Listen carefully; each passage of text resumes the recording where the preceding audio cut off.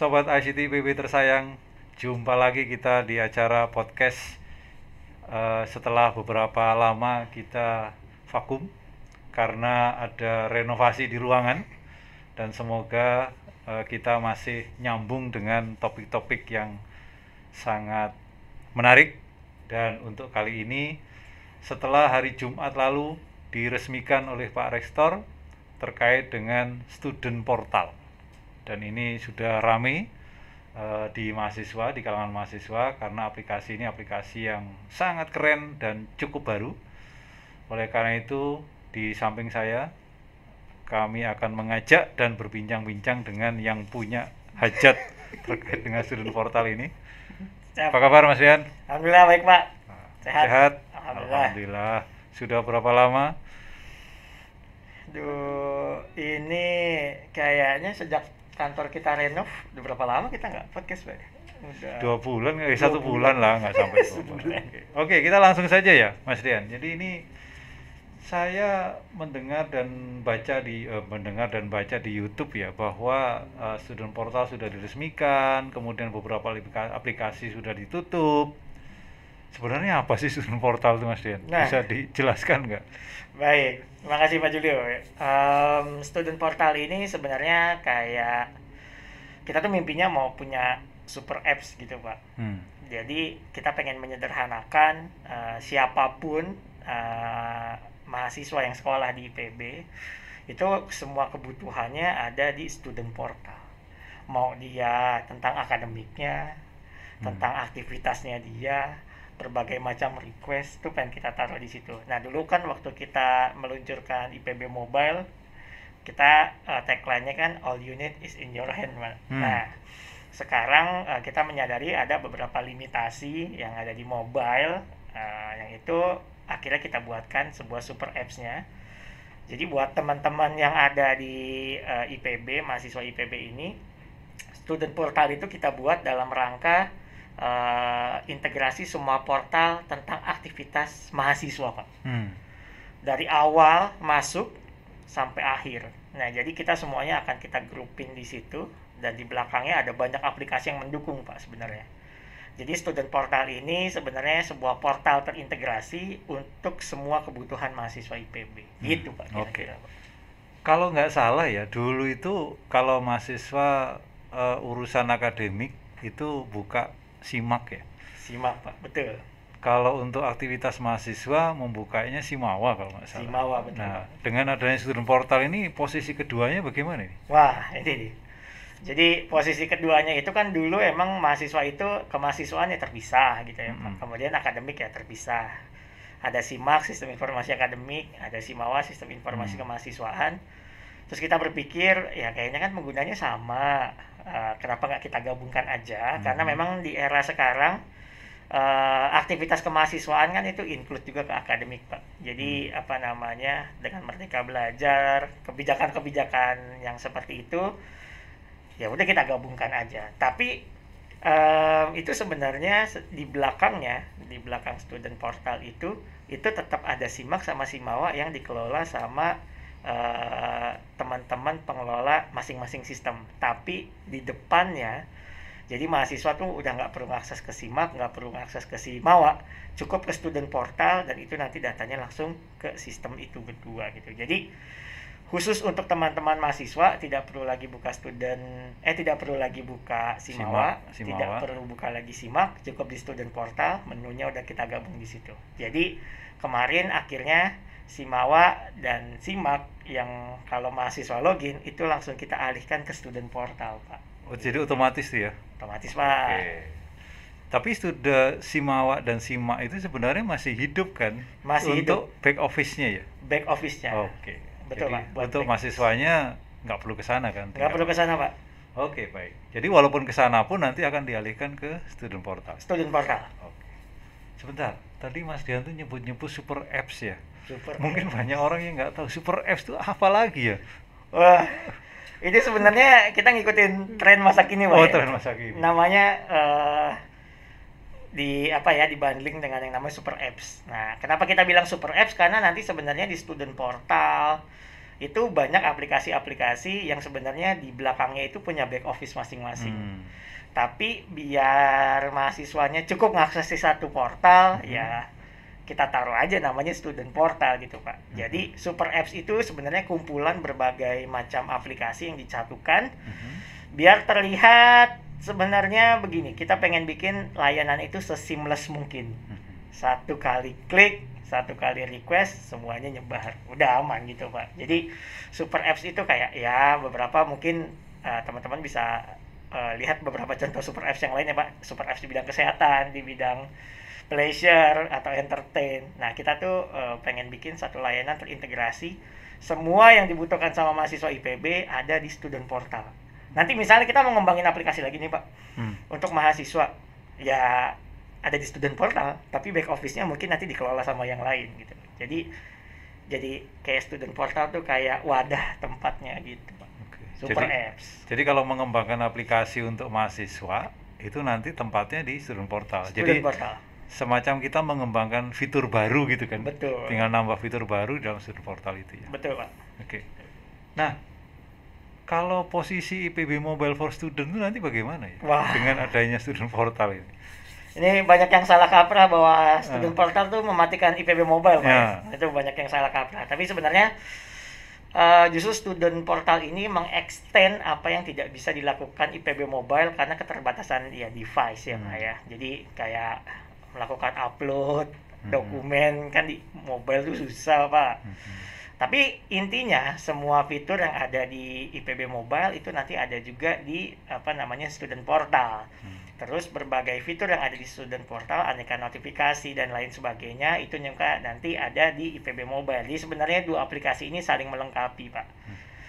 Nah, karena kan memang proses-proses administrasi dan lain sebagainya ada banyak, ya kadang-kadang ada berbagai formulir ya Pak ya.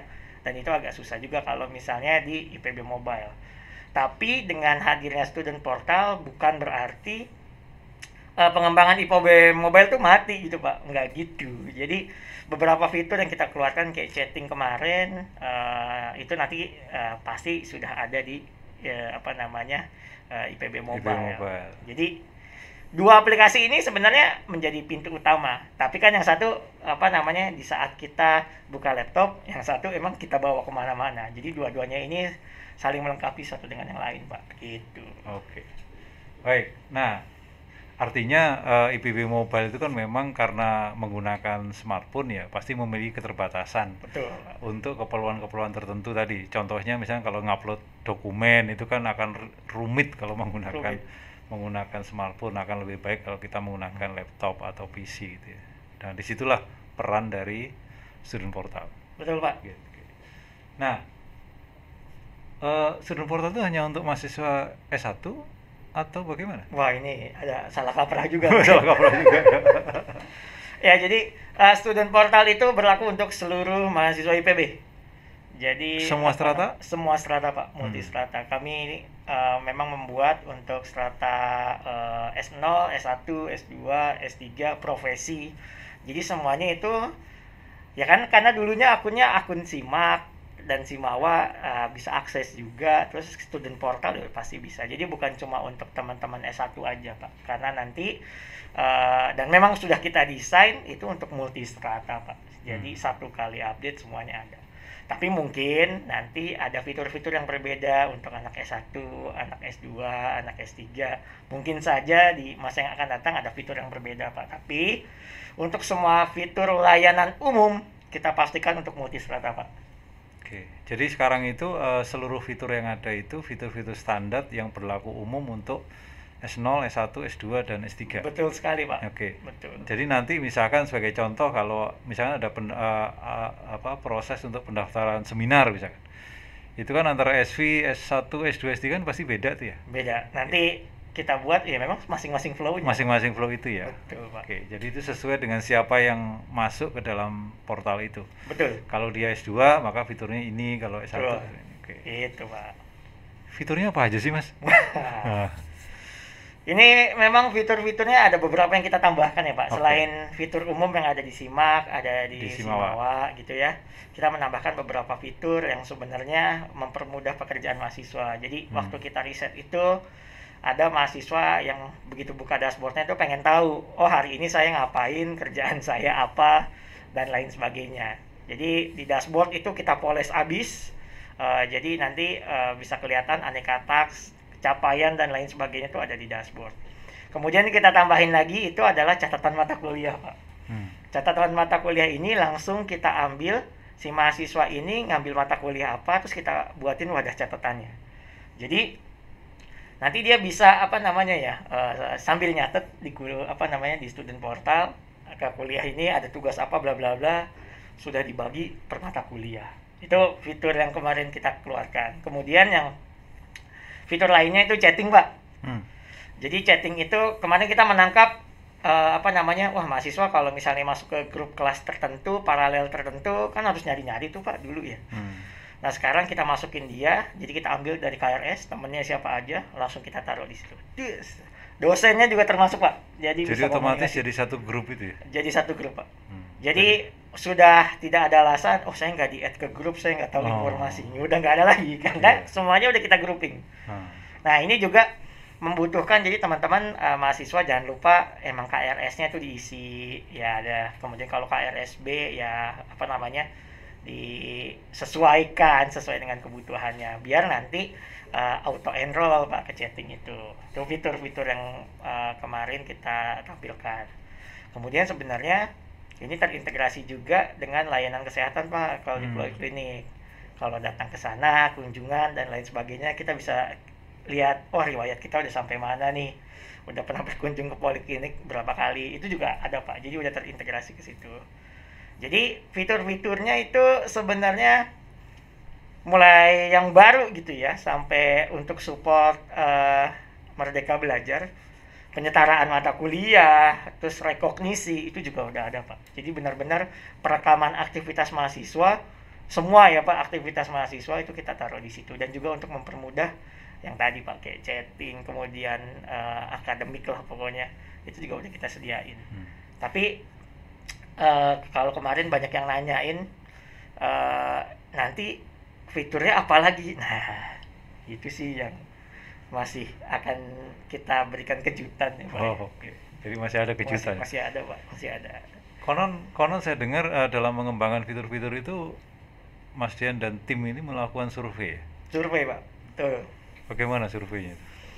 Nah jadi kita sekarang menganut user centered design Pak. Jadi kita survei dulu nih sebenarnya kebutuhan mahasiswa. Ya karena kita inilah Pak ya, kebutuhan waktu saya masuk di IPB, waktu zaman dulu saya masuk tahun berapa ya, angkatan 44 ya pasti beda dong dengan yang sekarang. Kira tim dari DSITD riset tuh Pak, mahasiswa butuhnya apa sih, pengennya apa sih, ininya apa sih, habis itu kita grouping, kita kelompokin, oh ternyata fiturnya ini. Sebenarnya list fiturnya banyak Pak, ada yang pengen ini, ada yang pengen, yang paling banyak tuh saya pengen dikasih tahu bahwa hari ini kuliah apa langsung ke notifikasi. Makin males juga mahasiswa itu. Bukan makin males, supaya mudah. Karena banyak pelupa sekarang. Jadi banyak yang bilang kita udah nggak, saking sibuknya udah jarang nyatet atau apa, jadi pengen dikasih tahu gitu ya sama IPB mobile atau student portal. Tapi begitu kita lihat, ini kayaknya cocoknya ke IPB mobile. Terus kita pilah-pilah, akhirnya mana yang bisa kita implementasi di web, ya kita taruh. Dan enaknya waktu kita riset kayak begitu, itu kan kita dapat gambaran langsung Pak, bahwa ternyata fiturnya tuh bener loh yang ini, yang dipakai sama mahasiswa, yang dibutuhkan sama ini. Jadi kita juga menangkap, kita pengen informasi beasiswa tuh langsung ada. Status pelamaran beasiswa juga gimana, ya udah kita bikin di situ karena mahasiswa juga kan pengen tahu sekarang lagi ada pengumuman apa, beasiswa apa dan lain sebagainya. Nah riset itu yang menjadi dasar kita untuk ini Pak, bikin fiturnya. Jadi di listing banyak, terus di tim itu akhirnya diskusi, ini engineer-nya susah, ini bisa dilakukan. Jadi kita tukar diskusi, ya akhirnya sampai jadi student portal yang kemarin di launching Pak. Walaupun stok fiturnya masih banyak. Tapi menarik itu, menarik itu. Ini juga saya sudah sampaikan juga ke Pak Rektor waktu bahwa student portal itu didesain memang dari survei juga gitu ya. Itu menarik. Dan saya jadi berpikir student portal itu kan nantinya bisa menjadi apa ya, semacam one stop solution untuk student activity ya. Betul Pak. Seluruh aktivitas mahasiswa itu nanti di sana gitu. Betul. Dan itu menjadi tantangan juga bagi kantor ini kan, DCTD. Ya kebetulan saya direkturnya, jadi walaupun Pak. sekarang saya jadi apa, hostnya, tapi saya direktur. Jadi saya berpikir bahwa nanti dituntut kita itu service jaringannya itu harus Ya optimal lah Pak, harus di zero downtime lah ya. Wah, Jangan, iya. kalau sampai, karena mahasiswa sekarang udah nggak pernah nyatet kan, jadi Betul. nyatetnya di sana semua. Betul, Pak. Jadi makanya itu perlu ini. Nah, tentunya dari fitur-fitur yang masih banyak stoknya itu berarti masih ada pengembangan lebih lanjut ya. Nah, ini masalah pengembangan lebih lanjut ya Pak. Ya karena kita sudah mendeklar dari awal bahwa ini adalah sebuah super apps gitu ya. Kan di masa yang akan datang pasti ada kebutuhan-kebutuhan lain Pak. Jadi kan kantor ini waktu itu kita udah sepakat akan membuat administrasi lebih more pleasure ya Pak. Single click semuanya kelar gitu. Jadi ada beberapa yang memang lagi kita siapkan nih Pak, kayak apa namanya, transkrip yang langsung kecetak secara semester otomatis gitu, karena kan dibutuhkan juga untuk dokumen penyerta untuk magang, beasiswa atau apapun lah ya, itu nanti kita bisa otomatis dari situ. Kemudian permintaan seminar, permintaan buat apa namanya sidang, pokoknya layanan-layanan administrasi itu semuanya nanti ada di situ Pak. Jadi nanti help center buat nanya-nanya, buat eksekusinya ada di student portal. Tapi bukan itu aja sih Pak, nanti kita banyak juga fitur-fitur yang nanti akan kita explore.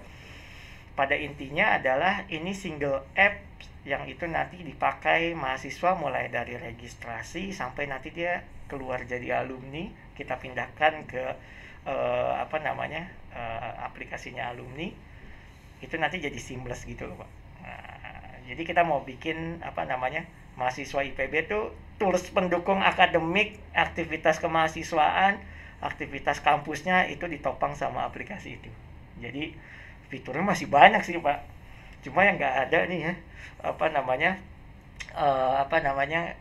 kita nggak ada pikiran untuk ya udah fiturnya sampai sini aja, oh enggak gitu. Jadi langsung terus aja kita sikat Pak, nanti makin banyak gitu. Iya, terus semangat Mas. Nah, untuk mengembangkan fitur ini, karena saya yakin juga fitur ini sangat banyak dan beberapa kebutuhan yang mungkin masih dibutuhkan oleh para mahasiswa dan terutama juga oleh unit-unit akademik dan kemahasiswaan. Betul, Pak. Supaya itu bisa diakomodir. Baik, saya kira itu adalah bincang-bincang kita tentang student portal, dan saya menyitir harapan dari Pak Rektor bahwa aplikasi ini dikembangkan oleh IPB untuk memudahkan mahasiswa dalam menempuh aktivitas akademik di kampus tercinta ini. Saya kira demikian. Terima kasih Mas Dian atas sharingnya. Sampai jumpa di podcast selanjutnya dengan judul-judul yang lebih menarik.